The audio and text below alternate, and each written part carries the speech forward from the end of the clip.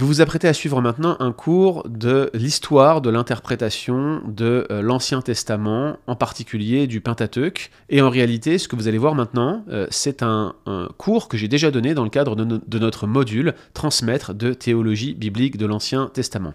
Pourquoi est-ce que je ne l'ai pas refait?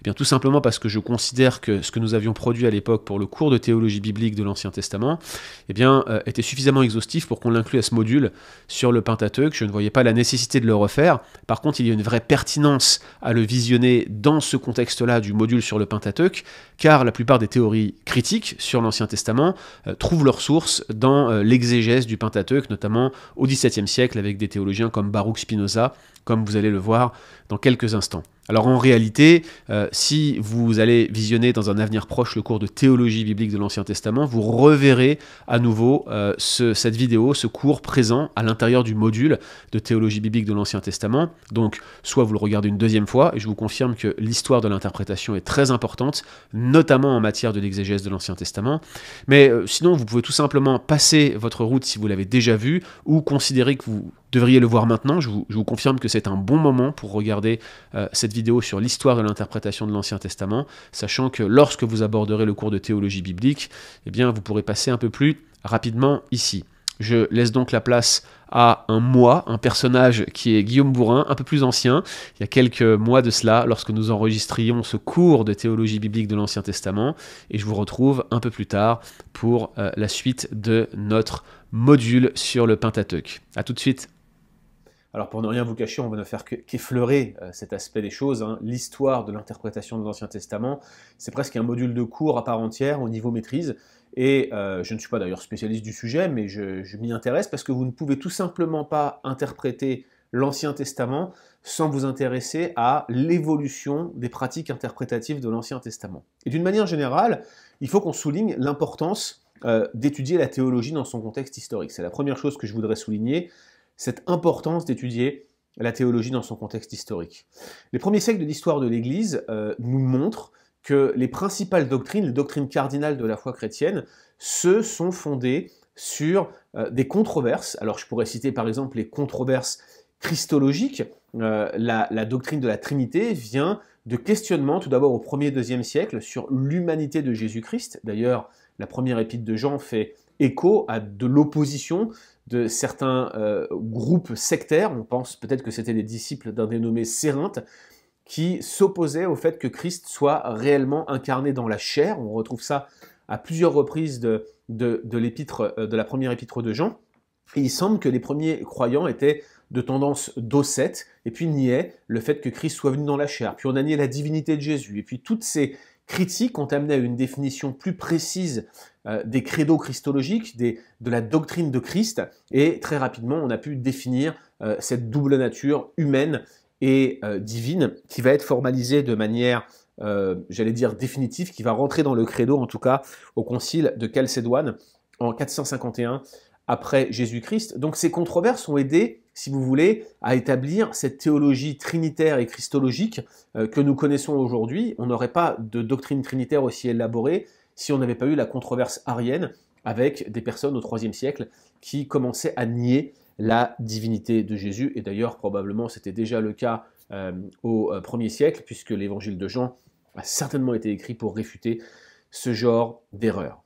La théologie biblique, on l'a dit, c'est une discipline qui est relativement récente, et on a dit ça au premier module, elle est à la croisée de différents champs d'expertise, l'exégèse, la théologie systématique, mais également l'histoire. Elle est très concernée même par l'histoire, notamment par l'histoire des développements théologiques. Et ce que je veux que vous reteniez de ce module, s'il y a une chose que vous devez retenir, c'est que quelle que soit la discipline que nous abordons, eh bien, elle est toujours le fruit d'un processus historique. Vous ne pouvez pas interpréter un texte, vous ne pouvez pas utiliser une méthode ou une approche sans vous intéresser un minimum au processus historique qui a conduit à cette approche. Alors l'idée dans cette partie du cours, c'est essentiellement de comprendre comment l'histoire de l'interprétation de l'Ancien Testament nous amène jusqu'à cette discipline qui est la nôtre dans ce cours, à savoir celle de la théologie biblique, donc cette approche qui se focalise sur l'ensemble de la Bible et qui considère la Bible tout entière comme une unité littéraire, tout en analysant des parties. Elle le fait toujours dans la perspective du tout et dans la perspective de la grande histoire de la révélation de Jésus-Christ. Et il est très important que nous nous intéressions à cela parce que finalement, nous bâtissons en quelque sorte sur l'œuvre de personnes qui nous ont précédés. Tout part d'une question qui va naître avec la Renaissance. Mais comprenez comment la Bible, avant la Renaissance, était perçue, ce qu'on appelle parfois l'époque prémoderne ou précritique. Pendant cette période, le Moyen-Âge notamment, mais aussi auparavant, eh bien, la Bible était la parole de Dieu et comme elle était considérée comme telle, elle possédait le statut de livre sacré et les cercles intellectuels divers et variés n'encourageaient pas la moindre démarche critique envers elle. Dans l'Antiquité et au Moyen-Âge, on va assister à un foisonnement théologique intense. Donc je vous ai mentionné les controverses trinitaires, je vous ai parlé des débats christologiques, mais j'aurais pu aussi vous mentionner les controverses carolingiennes, c'est-à-dire autour du IXe siècle, vous aviez des débats sur la prédestination, sur la scène, des choses qui sont complètement éclipsées quand on s'intéresse à l'histoire, parce que parfois, quand on est évangélique et qu'on s'intéresse un tout petit peu à l'histoire, on a l'impression que tout commence au moment de la Réforme, mais ce n'est pas le cas. Personne réellement ne va venir questionner le statut de texte de la parole de Dieu. On prend pour acquis que c'est la vérité, que c'est la parole de Dieu, on ne la remet pas en question. Il y a un côté où c'est normal, c'est la parole de Dieu, et on la respecte. Mais ça veut dire que toute entreprise critique, tant sur le plan intellectuel ou même sur le plan philosophique ou légal, eh bien toute entreprise critique est exclue. On ne peut pas évaluer le texte, le remettre en question, même prendre une simple posture, c'est-à-dire croire que le texte est finalement la parole de Dieu complètement inspirée et complètement vraie, mais juste pour vérifier qu'il va résister aux attaques, se positionner comme s'il ne l'était pas. Personne ne joue ce jeu-là, car quiconque conteste ouvertement le statut de parole de Dieu prend le risque de l'excommunication. Et je vous parlais des controverses carolingiennes il y a quelques instants. Prenons l'exemple de Gottschalk d'Orbais, qui était un moine de l'abbaye de Fulda. Eh bien, Gottschalk va remettre en question la position plutôt pélagienne à l'époque sur la prédestination. Il va défendre la position augustinienne, ce qu'on appelle aujourd'hui la double prédestination ou le calvinisme. Et Gottschalk d'Orbais va, pour avoir défendu cette thèse, se retrouver enfermé pendant 14 ans à l'abbaye de Hautvillers. Il va y finir sa vie. Donc des excommunications, des punitions, des enfermements pour des questions théologiques, ça existait. Sachez que aujourd'hui, on a quand même la liberté, et c'est une grâce d'échanger sur des concepts de théologie sur lesquels on est en désaccord, mais personne, en tout cas, ne contestait ouvertement le statut de parole de Dieu. En tout cas, aucun théologien, aucun spécialiste ne le faisait. Il y avait une activité philosophique intense, donc on aimait la philosophie, mais cette philosophie, elle était déiste, c'est-à-dire qu'elle était basée sur le postulat de l'existence de Dieu, elle était chrétienne par essence.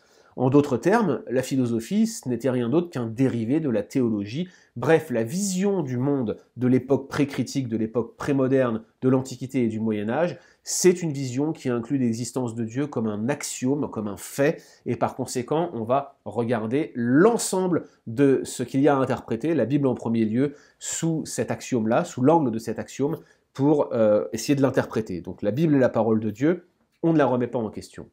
Il va y avoir des personnes qui vont commencer progressivement, avec la période humaniste et même rationaliste, à poser des questionnements qui vont ébranler un petit peu certaines certitudes.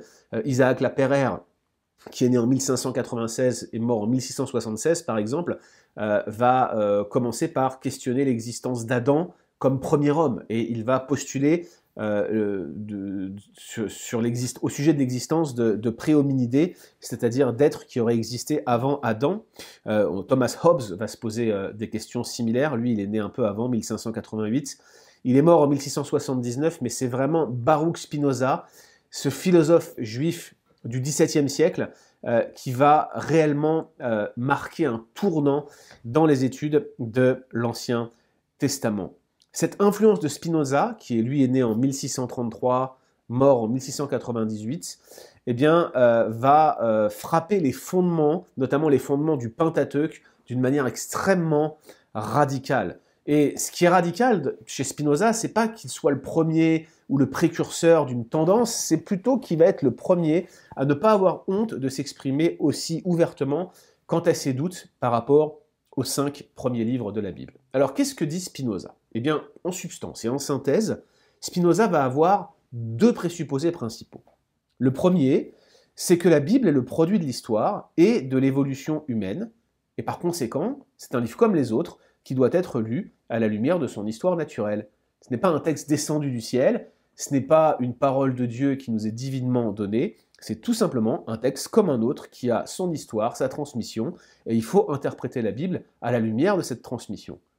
Nous, qui sommes des modernes, ou plutôt des postmodernes, des interprètes du XXIe siècle, on est plutôt à l'aise avec ça. Pourquoi ne pas laisser la Bible se défendre elle-même, même si on emploie des critères d'analyse qu'on appliquerait à d'autres livres? Nous croyons que la Bible peut se défendre elle-même. Mais quand Spinoza fait cela au XVIIe siècle, c'est novateur. La deuxième chose, le deuxième postulat de Spinoza, c'est que la philosophie et la théologie doivent être comprises comme deux disciplines distinctes. Vous vous souvenez ce que je viens de vous dire? La philosophie, elle descendait de la théologie. Elle venait de la théologie en quelque sorte, elle en était dépendante, elle était déiste, elle était chrétienne. Et Spinoza dit, non, elle ne peut pas être judéo-chrétienne, elle ne peut pas être juive, elle ne peut pas être chrétienne.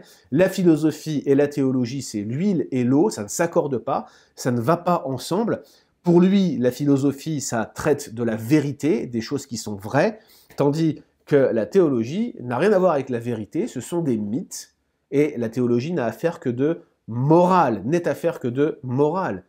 Par conséquent, pour Spinoza, la seule lumière acceptable qui nous permette de lire la Bible, les seules lunettes interprétatives que l'on peut utiliser pour lire la Bible, eh bien, c'est la lumière naturelle de la raison, qui peut nous permettre d'évaluer les prétentions, les affirmations de la Bible, c'est les seules qui vaillent. Alors, l'ouvrage de Spinoza, le Tractatus, dans lequel il défend ses thèses, sera interdit à la vente, il sera détruit, et ses idées l'amèneront à être excommunié de la synagogue. Donc l'exclusion de la synagogue de Baruch Spinoza, c'est un fait notable qu'on discute beaucoup en histoire et en philosophie, c'est un tournant dans l'histoire des idées de l'Occident. Mais il faut bien comprendre que pour Spinoza, le point c'est que l'écriture, la Bible, c'est un document normal, c'est un document naturel, il faut le détacher des superstitions, et par conséquent, il faut l'évaluer comme n'importe quel autre document, ou comme le reste des autres documents, par une méthode scientifique. Donc, premièrement, ce qu'il faut, c'est connaître l'hébreu. Deuxièmement, il faut catégoriser les diverses affirmations faites par les livres bibliques eux-mêmes, en cherchant par exemple les contradictions, les difficultés, et rechercher comment ces textes ne disent pas la vérité et ne traitent pas de la vérité. Et puis troisièmement, l'analyse historique, elle devra tenir compte des circonstances sociales et personnelles de l'auteur biblique, son occasion, son but, qui est le lectorat initial, quelle est la langue d'écriture de chaque livre, etc., etc., etc. Bref, Spinoza va établir des critères d'analyse littéraire. Et vous voyez ici, vous comprenez que tout n'est pas noir et blanc. Ok, Spinoza a des présupposés qui, quand on les comprend à la lumière de l'Évangile, s'opposent à Dieu. Il veut rejeter toute essence de vérité dans la Bible, il veut ôter ce caractère surnaturel et sacré à la Bible, mais ce faisant, il intègre des questions qui nous permettent d'avoir une approche beaucoup plus équilibrée du texte biblique. C'est important de connaître l'hébreu pour interpréter l'Ancien Testament. C'est important de savoir quelle est l'occasion et le but de l'auteur qui écrit le livre et d'essayer de comprendre qui est le lecteur pour avoir une bonne base interprétative du texte. Ce sont des questions qu'on aurait pu se poser, mais que les prémodernes ne se posaient pas, tout simplement parce qu'ils abordaient le texte avec une certitude que Dieu parlait, et Dieu leur parlait directement à eux. Il fallait la contribution d'un Spinoza pour se poser les bonnes questions et corriger ces présupposés erronés qui l'amenaient à faire une mauvaise interprétation sur la base de ces critères. On peut parler, lorsque l'on regarde à la contribution de Baruch Spinoza, d'une herméneutique rationaliste. Spinoza rejetait la notion de miracle, et avec lui la plupart des théologiens critiques, ce qu'on appelle parfois, à mon avis un peu abusivement, les libéraux. Ils rejettent la notion de miracle. C'est pas possible que Dieu agisse de manière contraire à la nature. Dieu ne peut pas agir de manière surnaturelle, c'est-à-dire en dehors de la nature. Et nous croyons que ce n'est pas le cas. Dieu agit dans la nature, il est le maître de la nature, mais il est également capable de modifier les lois de la nature selon sa convenance, ou d'utiliser des lois que nous ne connaissons pas pour faire des miracles. Et par exemple, nous croyons que Dieu ressuscite les morts, ce que l'herméneutique rationaliste ne permet pas de penser. Et Spinoza va donc introduire une espèce de lame de fond là, une manière de considérer l'écriture de manière extrêmement rationnelle, de manière extrêmement surraisonnable. Les critères qu'il va utiliser sont parfois bons, mais la finalité et les présupposés qu'il utilise pour arriver à cette finalité font qu'il considère la Bible comme un document qui était même inférieur aux documents philosophiques de son temps. Sur la base des travaux de Baruch Spinoza, d'autres spécialistes, notamment en Allemagne, vont adopter une herméneutique rationaliste. Par exemple, De Wet, qui est né en 1780, va mettre à profit le type d'exégèse développé par Baruch Spinoza, et il va être le pionnier de ce qu'on appelle l'approche historico-critique, que j'utilise parfois moi-même, mais dont je rejette les présupposés libéraux. De Wet va chercher à reconstruire l'histoire, la vraie, celle qui n'est pas vraiment racontée dans les textes. Donc typiquement, vous avez l'histoire telle que décrite dans la Bible, ça c'est le folklore, ça c'est le mythe, mais nous, si on veut comprendre le texte, dit De Wet, il faut reconstruire la vraie histoire, celle que la Bible ne nous dit pas. Et ainsi, on pourra comprendre pourquoi ils ont écrit un mythe, quel était leur but, etc. etc. Alors laissez-moi vous donner quelques-unes des conclusions les plus influentes de l'approche de De Wet dans son œuvre magistrale, le Beiträge, c'est les Contributions to the Introduction of the Old Testament, les contributions à l'introduction de l'Ancien Testament. Pour lui, les chroniques sont une composition tardive. Elles révèlent la religion d'Israël pendant la période post-exilique. Tout n'est pas absolument faux. Moi-même, je suis convaincu que les chroniques ont été écrites assez tardivement.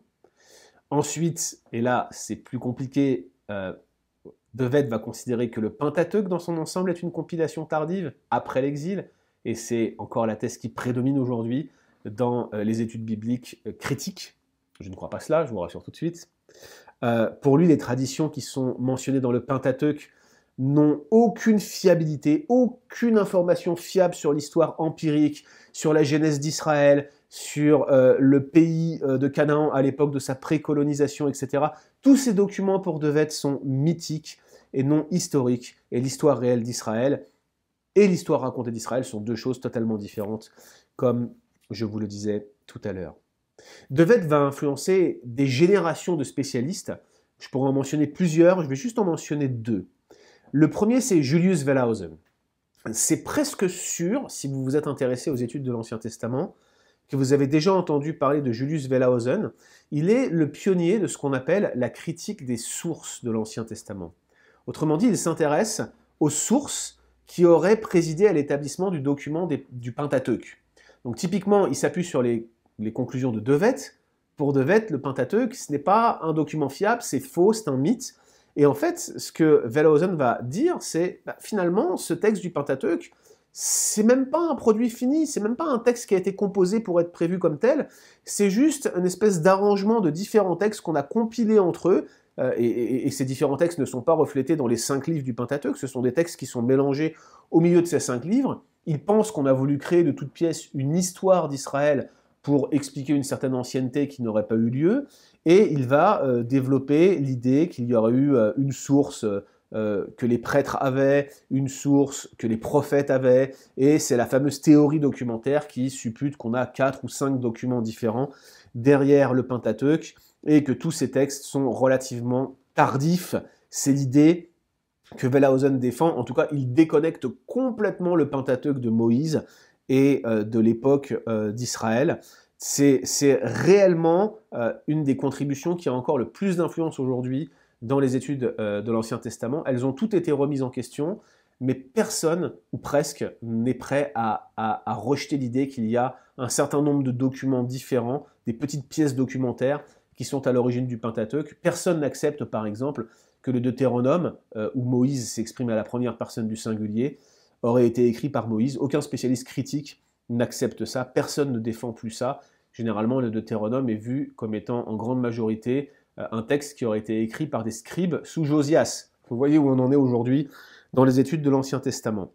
Pourquoi je vous raconte tout ça? Pour vous montrer finalement que cette reconstruction rationaliste progressive de l'Ancien Testament va amener à l'atomiser toujours un peu plus dans des petites unités. On a De Wet qui dit « c'est pas la vraie histoire, il faut reconstruire l'histoire ». On a Wellhausen qui vous dit « oh, regardez ça, derrière le Pentateuque, derrière les livres prophétiques, ce ne sont pas un seul et unique document unifié, mais une kyrielle de petits documents qui ont été rassemblés pour falsifier une histoire d'Israël.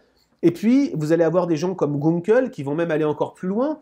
Lui, il ne va pas s'intéresser aux documents cachés, secrets, qui auraient été derrière le Pentateuque. Lui, il va se demander quelles sont les sources orales, quelles sont les traditions folkloriques populaires qui sont à l'origine des documents tels que Wellhausen les a intégrés dans le Pentateuque. Il va aller encore plus loin, et donc cette logique-là va constamment amener les spécialistes qui vont s'appuyer sur leur thèse à atomiser toujours davantage le texte. Le deuxième spécialiste que je vous mentionnais s'appelle Hermann Gunkel, la critique des formes, celui qui s'intéresse aux sources traditionnelles qui se trouveraient derrière les soi-disant documents qui eux-mêmes auraient amené au Pentateuque. Bref, plus personne ne s'intéresse au Pentateuque en tant que texte, plus personne ne s'intéresse à la Genèse en tant que texte, plus personne ne s'intéresse à l'Exode. Tout ce qui intéresse les spécialistes de cette époque, ce sont les pseudo-documents qui se trouvent derrière ces sources. Plus ça va, plus on atomise le texte. Vous comprenez que c'est une démarche complètement différente de la théologie biblique telle qu'on la conçoit. Nous prenons le texte comme un produit fini, final, nous pensons que c'est la parole de Dieu, nous avons des présupposés très clairs en la matière. Ces spécialistes-là ne les avaient pas. Ça va façonner la manière d'interpréter l'Ancien Testament dans les cercles académiques jusqu'à la fin du XXe siècle ou presque. C'est dans les années 70 que des spécialistes qui pourtant sont clairement critiques et libéraux, hein, comme Brevard S. Childs, comme un enfant avec un S, C-H-I-L-D-S, des personnes dans sa mouvance et dans sa lignée, des spécialistes de la fin du XXe siècle, vont retrouver un intérêt pour la forme finale des livres de la Bible, la forme canonique du texte. Childs, par exemple, va s'intéresser non pas à rejeter les thèses critiques du passé, il n'est pas un conservateur, il n'est pas un évangélique, mais il veut tout simplement prendre le texte comme un produit fini et essayer de comprendre à quoi ça sert d'avoir ce texte-là dans les mains et qu'est-ce que ça signifie pour l'audience initiale qu'il reçoit et pour nous aujourd'hui qui le recevons dans un contexte d'église. Et puis Childs va aussi s'intéresser au pourquoi finalement ces livres de l'Ancien Testament sont placés dans cet ordre. Pourquoi, par exemple, le Pentateuque fait Genèse, Exode, Lévitique, Nombre, Deutéronome, et pourquoi pas l'inverse? Quelle est la signification interprétative de ce positionnement? Ne croyez pas que ça soit superflu. Si je vous explique que le Lévitique est exactement au centre du Pentateuque, au centre de ces 5 livres, vous avez au milieu le Lévitique, qui est le 3e. Et au centre du Lévitique, vous avez un texte qui est celui de Lévitique 16, le fameux Yom Kippourim, le jour des expiations, que Ésaïe 53 applique à ce serviteur souffrant qui va venir, et que Pierre lui-même applique à Christ. Eh bien, ce texte de Lévitique 16, à cause du positionnement canonique de Lévitique, fait que ce texte-là, Lévitique 16, est juste au centre du Pentateuque, comme s'il était son point d'orgue. C'est comme si l'auteur du Pentateuque avait voulu souligner ce passage de Lévitique 16 pour nous indiquer qu'il est l'un des plus importants de ces 5 premiers livres de la Bible. Et Childs, avec son approche canonique, avec son intérêt pour la forme finale et le placement canonique des textes, va souligner cela sans être un conservateur, mais en mettant en avant que finalement, la forme finale du texte a son importance. Donc si je résume ce que je suis en train de vous dire, depuis Baruch Spinoza et son exégèse, son interprétation rationaliste, il va y avoir une tendance parmi les spécialistes de l'Ancien Testament à aller s'intéresser aux sources des textes, à aller atomiser les textes, à aller chercher des traditions derrière les documents qui seraient derrière les textes. Et c'est seulement vers la fin du XXe siècle, dans la deuxième moitié du XXe siècle, qu'on va de nouveau avoir un regain d'intérêt pour le texte dans son ensemble et son placement canonique. Et la théologie biblique, chers amis, elle va émerger de ce regain d'intérêt pour la forme finale du texte, en particulier pour le canon, par exemple, comment l'Ancien Testament est évoqué dans le Nouveau et comment il pointe vers le Nouveau, quels sont les liens de correspondance entre les deux.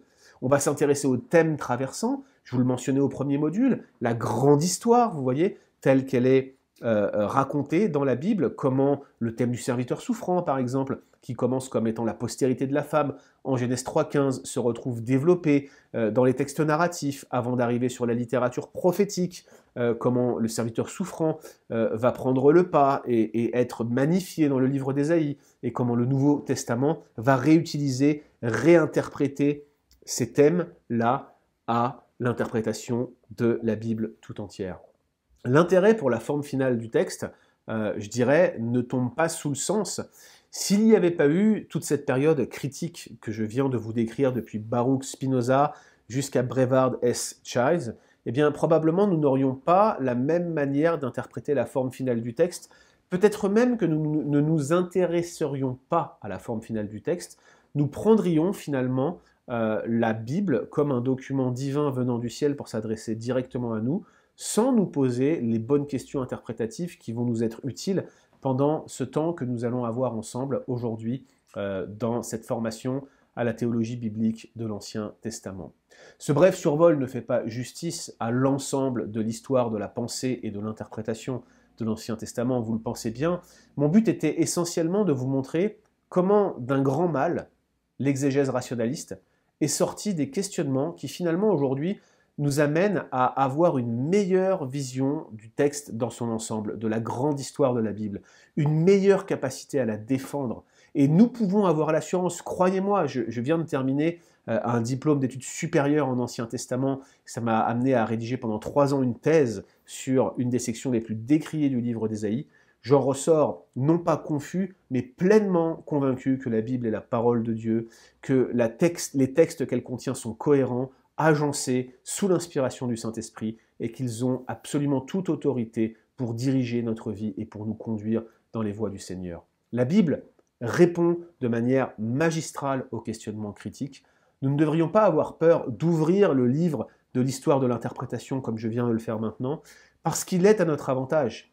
C'est Spurgeon, on dit que c'est Spurgeon qui disait que défendre la Bible ne sert à rien, autant défendre un lion, disait-il, détachez-la et elle se défendra elle-même. Je ne sais pas si c'est vrai que Spurgeon ait dit ça, j'ai jamais pu corroborer cette citation, que j'ai vu d'ailleurs attribuée à Augustin par ailleurs. Il y a du faux dans cette citation, il faut qu'on apprenne à défendre la Bible avec des arguments cohérents et rationnels, mais il y a aussi du vrai. La Bible, on ne peut pas l'enterrer, on ne peut pas s'en débarrasser comme cela. La Bible est un texte qui est la parole de Dieu, qui a été écrit par des hommes. Elle a elle-même une histoire, une transmission, mais ça reste le livre inspiré de Dieu, sans erreur, infaillible, inhérent, que Dieu a permis que nous ayons à notre disposition encore aujourd'hui. Et nous l'utilisons conscients qu'elle a subi bien des attaques et bien des critiques, mais elle tient toujours debout et croyez-moi, l'épreuve critique, elle y résiste haut la main.